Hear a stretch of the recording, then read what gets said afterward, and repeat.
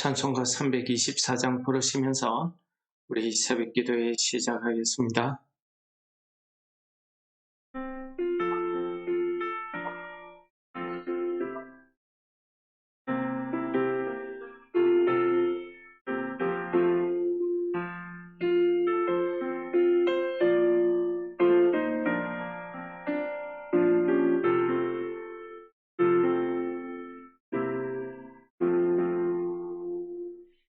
예수 나를 오라 하네 예수 나를 오라 하네 어디든지 주를 따라 주와 같이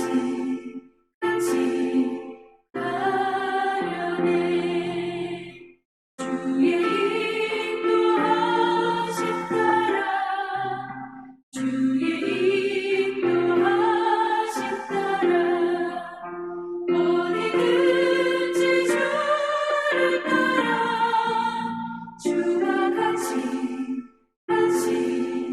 가려네 겟세마네 동산까지 주와 함께 가려 하네 피땀 흘린 동산까지 주와 함께 가려네 주의 인도하심 따라 주의 인도하심 따라 어디든지 주를 따라 주와 같이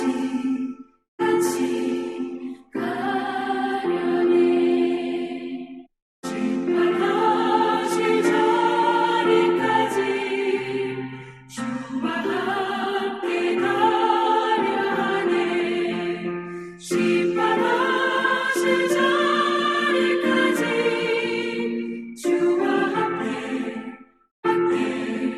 가려네 주의 인도하심 따라 주의 인도하심 따라 어디든지 주를 따라 주와 같이 가려네 주가 크신 은혜 내려 나를 항상 돌보시고 크신 영광 보여주며 나와 함께 가시네 주의 인도하심 따라 주의 인도하심 따라 어디든지 주를 따라 주와 같이 가려네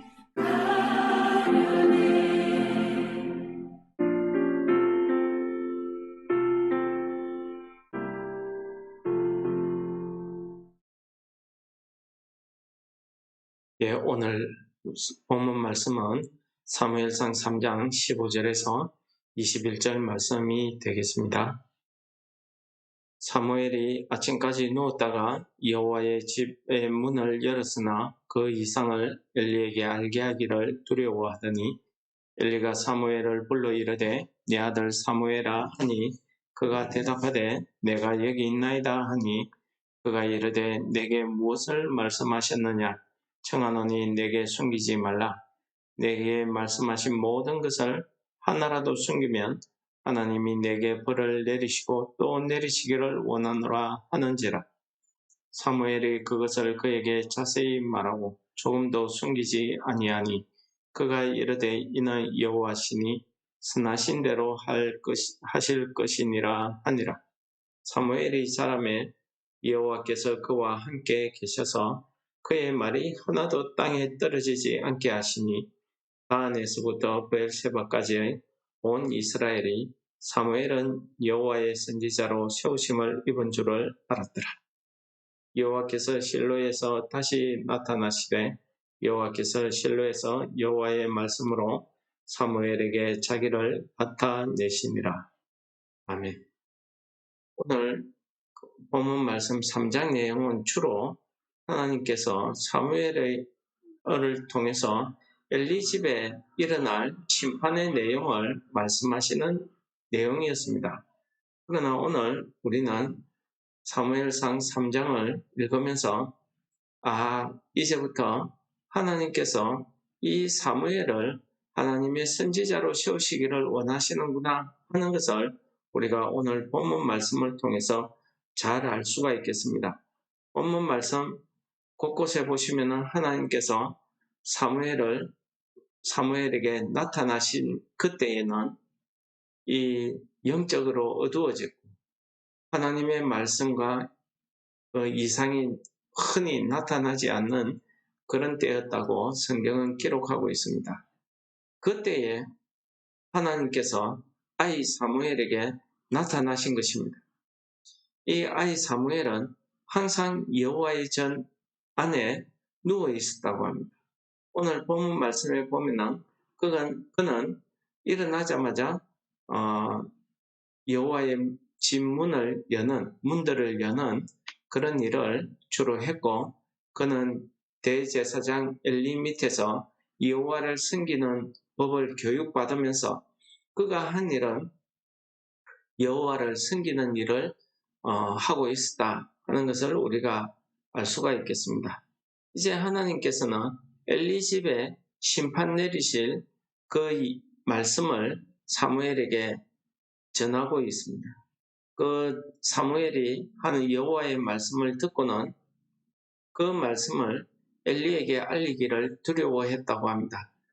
자기 스승이기도 하고 지금까지 자기를 키워준 또 엘리의 그 인간적인 모습, 그 신앙의 모습을 이 사무엘이 보았기 때문에 대제사장 앞에 함부로 이런 이야기하기가 어려웠을 것 같습니다.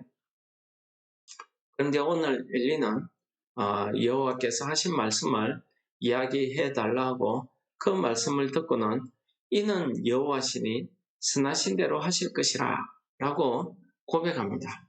이거 보면은 엘리의 신앙이 어떠하다는 것을 우리에게 잘 가르쳐 주고 있습니다. 이는 여호와 하나님에 대해서 순종하고 겸손히 행하는 그런 신앙을 가진 사람이라는 것을 알 수가 있겠습니다.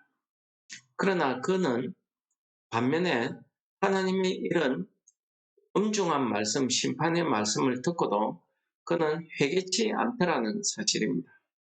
이것이 얼마나 하나님 앞에 교만하고 잘못된 신앙의 모습인지를 우리에게 보여줍니다. 인간적으로는 따뜻한 아버지고 훌륭한 스승이고 또 모든 사람들 앞에 신앙이 있는 그런 모습으로 비춰졌을 것입니다.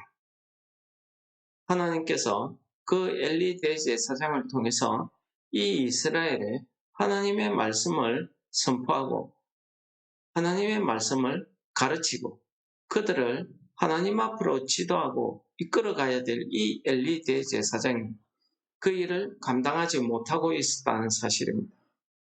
지도자가 자기가 해야 될 일을 감당하지 못할 때에 하나님께서는 다른 사람을 불러서 세우신다 하는 것을 우리는 본문 말씀을 통해서 따를 수가 있겠습니다. 이 엘리 대제사장이 이 말씀이 이런 신앙 때문에 하나님께서는 사무엘을 마지막 사사이자 제사장이자 선지자로 오늘 세우고 있더라는 것입니다. 하나님께서 부르셔서 세우는 이런 하나님의 종, 여호와의 종에게는 하나님께서 여러 가지 능력을 나타내시는데 그 중에 하나가 하나님의 말씀을 그에게 나타내시더라는 것입니다. 우리 오늘 본문 말씀 마지막 절에도 보시면은 여호와께서 실로에 다시 나타나시되 여호와께서 실로에서 여호와의 말씀으로 사무엘에게 자기를 다시 나타내셨다는 것입니다. 이것은 하나님의 말씀이 얼마나 능력이 있는지, 또 하나님이 말씀이시다 하는 것을 우리에게 깨닫게 해주시는 것입니다. 요한복음 1장에서는 말씀이신 하나님이 태초에 말씀이 있었고 그 말씀이 하나님과 함께 있었다라고 여호와의 말씀에 대해서 설명하고 있습니다. 즉 다시 말해서 예수 그리스도를 우리에게 가르쳐주고 있는 것입니다. 분명 예수님께서도 이 신약 성경에 보시면은 제자들을 부르실 때에 제자들의 그 삶의 현장에 가서 제자들을 한 사람 한 사람 이렇게 부르시는 모습을 복음서에서 기록하고 있습니다. 예수님께서 부르신 그 제자들을 통해서 예수님께서는 그 제자들이 전도하러 나갈 때에 그냥 보내지 않았습니다. 병 고치는 은사, 귀신을 쫓아내는 권세, 이런 것들을 줘서 보냈습니다. 그리고 가면서 지팡이에 두 벌 옷 이상을 가지고 가지 말게 합니다. 여러 가지 전도의 주의사항을 이야기하면서 그들을 이 세상의 전도자로 파송하시는 모습을 우리는 복음서에서 읽을 수가 있겠습니다. 오늘 본문에서도 하나님께서는 이 사무엘을 이스라엘 앞에 하나님의 선지자로 세우시는데 그 증거로 19절에 보시면은 사무엘이 자라매 여호와께서 그와 함께 계시니 그의 말이 하나도 땅에 떨어지지 않게 하시니, 이게 뭡니까? 사무엘이 하는 이야기는 다 하나님께서 들어 응답하셨다는 것입니다. 이렇게 사무엘이 하는 모든 말이 이루어지는 것을 다은에서부터 브엘세바까지, 이것은 주로 온 이스라엘의 전 지역을 한마디로 표현할 때 나타내는 표현법입니다. 온 이스라엘이 사무엘은 여호와의 선지자로 세우심을 입은 줄 알았더라 라고 이야기합니다. 여러분, 말씀을 정리하고 마치겠습니다. 오늘도 하나님께서는 많은 사람들 가운데 우리들을 택하여 구원하시고 특별히 우리에게 사명을 허락하시고 우리를 불러주셨습니다. 하나님께서 우리를 왜 불렀겠습니까? 그렇습니다. 이 사무엘처럼 우리 이 혼란하고 혼돈한 이 시대에 하나님의 말씀을 나타내기 위해서 우리를 부르신 것입니다. 하나님께서 우리를 부르실 때에 마찬가지입니다.